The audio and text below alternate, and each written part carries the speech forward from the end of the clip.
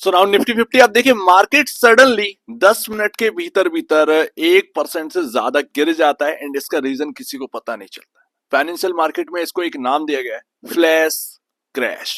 ऐसे में ये फ्लैश क्रैश होता क्या है एंड अचानक से ये 300 साढ़े 300 पॉइंट गए कहाँ, पलक झपकते यहाँ पर लॉसेस हो गए एंड अचानक से मार्केट रिकवर भी हो जाता। तो जैसा कि रिकवर तो हुआ लेकिन उसमें लॉसेस बहुत सारे हुए। अचानक से 10 मिनट के भीतर भीतर कई सारी पोजीशंस जो है वो हट गई होगी। रिटेल निवेशक काफी लॉसेस में, ऐसे में लॉसेस और ज्यादा बढ़ रहे थे तो पॉसिबल है डीआईएस यहाँ पर आ गए होंगे बाय करने के लिए एंड आपके सामने 25,488 का लेवल लग गया सिर्फ और सिर्फ 10 मिनट के भीतर भीतर। कोई न्यूज नहीं, कुछ भी नहीं।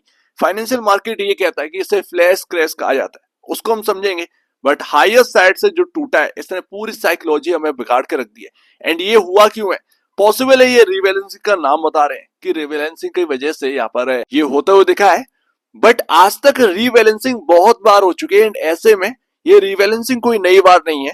एंड क्या ये चीज ग्लोबल मार्केट में होती रहती है? बिल्कुल होती रहती है। आपके सामने चार्ट, ये 2010 का चार्ट है आपके सामने एंड 2010 का जो चार्ट आपके सामने देखने को मिल रहा है सेम टू सेम आज निफ्टी का यही चार्ट हमें देखने को मिलता है।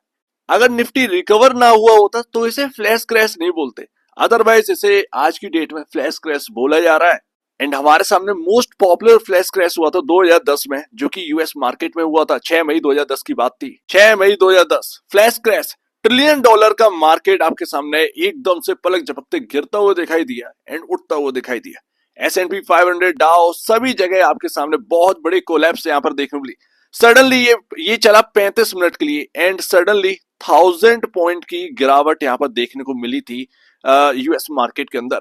एंड आप समझते ही हैं कि अचानक से कोई क्रैश आएगा तो ऐसे में रिटेल या stop losses suddenly wipe out हो जाते हैं, लॉसेस बहुत सारे कैरी करने पड़ते हैं। एंड ऐसे में हमें कुछ समझ में नहीं आता, 10 मिनट में कोई क्या ही समझेगा, पोजीशन काटेगा अचानक से क्या हुआ क्या हुआ। बट लोअर लेवल से बाइंग आ जाती है। पॉसिबल है कोई बैठा होगा या डीआईएस है या उसी मार्केट के अंदर जो डोमेस्टिक फंड्स हैं यूएस मार्केट के अंदर या वगैरह वगैरह मार्केट के अंदर, वो बाय करने के लिए आते हो कि बड़ी गिरावट आई है सडनली मार्केट को संभालना है। इंटरवेंशन हो जाता है इन सभी की तरफ से। एंड 2010 के इस फ्लैश क्रैश के पीछे एक बड़ा नाम हमें देखने को मिलता है जिनकी स्टोरी हमने बहुत बार सुनी है, नविंदर सराव, जो कि यूके में बैठकर एक रूम से यूएस मार्केट को फ्लैश क्रैश में तब्दील कर देते हैं। नविंदर सिंह सराव, जिनकी स्टोरी हमने जगह जगह पढ़ रखी है। 2015 में ये अरेस्ट करे गए क्योंकि ये क्राइम घोषित कर दिया गया। फ्लैश क्रैश एक्चुअल में एक क्राइम है एंड उसमें ये यहाँ पर धर लिए जाते हैं। लेकिन आप स्टोरी जानती है आगे चलकर क्या होता है। ये यूएस गवर्नमेंट के लिए काम करने लगते हैं, यूएस मार्केट्स के लिए काम करने लगते हैं, बट एक्चुअल में ये यूके के एक रूम से बैठकर ये फ्लैश क्रैश करते हैं। आज की डेट में हमारे डोमेस्टिक मार्केट में कौन ऐसा व्यक्ति होगा या फिर यहाँ पर कोई भी एक फर्म होगी जिसने इतना बड़ा एक अचानक से फ्लैश क्रैश ला दिया? इसे फ्लैश क्रैश ही बोलेंगे। आप चार्ट उठा के देख लीजिए, फ्लैश क्रैश है। क्या प्रमोटर कोई माल छोड़ रहा है? ऐसा नहीं हो सकता। प्रमोटर अगर यहाँ पर सेल करेगा तो इतना बड़ा क्रैश आ ही नहीं सकता। अचानक से प्रमोटर 100 प्रमोटर आकर हर कंपनी में थोड़ी सेल कर देंगे। एक कंपनी का प्रमोटर सेल करेगा। बट एक्चुअल में पॉसिबल है आपका एफआईएस की बिकवाली हो, काफी बड़ी बिकवाली होगी। इसीलिए एक झटके में 10 मिनट के भीतर भीतर आपके सामने 300 पॉइंट का चला जाना आसान बात नहीं है। कई सारे स्टॉक्स गिरे होंगे, आईटी के अंदर सेल ऑफ आया होगा। एक्चुअल में मान लेना चाहिए कि हमारे मार्केट में बिकवाली शुरू हो गई है, जिसको कोई मानने के लिए तैयार नहीं है। फैक्ट ये है। अगर आप देखें पीएसयू में बिकवाली, जगह जगह बिकवाली हुई है एंड टीसीएस, इन्फोसिस, इन सब में सेल ऑफ आया है after rate cut. Rate cut एक बार न्यूज आ गई उसके बाद तो यहाँ पर हमारे सामने देखने को मिल रही है कि एक बार न्यूज आती है उसके बाद मार्केट है रव ऑफ हो जाते हैं। एक बार न्यूज यहाँ पर आती है तो उसके बाद सब कुछ यहाँ पर जो है ना भूल जाते हैं, न्यूज का इंपैक्ट खत्म हो जाता है।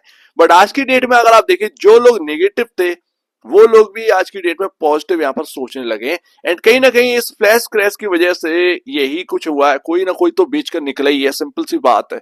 किसी ना किसी को तो समझ में नहीं आ रहा है कुछ। एंड यहाँ पर आप देखेंगे कि यूएस मार्केट तो चल रहे हैं बट यूएस मार्केट चले कितने थे? अगर मेजॉरिटी ऑफ स्टॉक्स की बात करेंगे तो वो इंडियन मार्केट के कंपैरिजन बहुत ही पीछे थे मार्केट। तो उनमें तो यहाँ पर खिंचाई आएगी, वो स्टॉक्स चलेंगे, वो मार्केट चल सकता है। आज अगर आप देखें तो जर्मनी का डेक्स अगर आप देखें तो कल हमें तेजी देखने को मिली 200-250 पॉइंट की एंड आज 200 पॉइंट की गिरावट देखने को मिल रही है। तो यहाँ पर न्यूज का एक इम्पैक्ट खत्म हो चुका है। रेट कट हो चुके हैं। कम ऑन, यहाँ पर सोचने वाली बात है। जिस चीज के लिए मार्केट खींचे आ रहे थे आज की डेट में वो चीज पूरी हो चुकी है, उसके बाद भी आप पॉजिटिव पॉजिटिव चिल्लाएंगे। महंगे मार्केट को और महंगे करके क्या करोगे? तो आएंगी ऐसी चीजें। नविंदर सिंह सराव यहाँ का कौन होगा ये देखने वाली बात है। खबर तो आएगी, कल तक आनी चाहिए, कुछ ना कुछ तो यहाँ पर न्यूज निकल कर आएगी। बट ये फ्लैश क्रैश था, सिंपल सी बात है। चार्ट मिला लीजिए, कुछ भी मिला दीजिए, बट इंडिया का नविंदर सिंह सराव कौन है ये अभी तक किसी को पता नहीं। तो आप दीजिए मुझे वीडियो देखने के लिए बहुत धन्यवाद दोस्तों।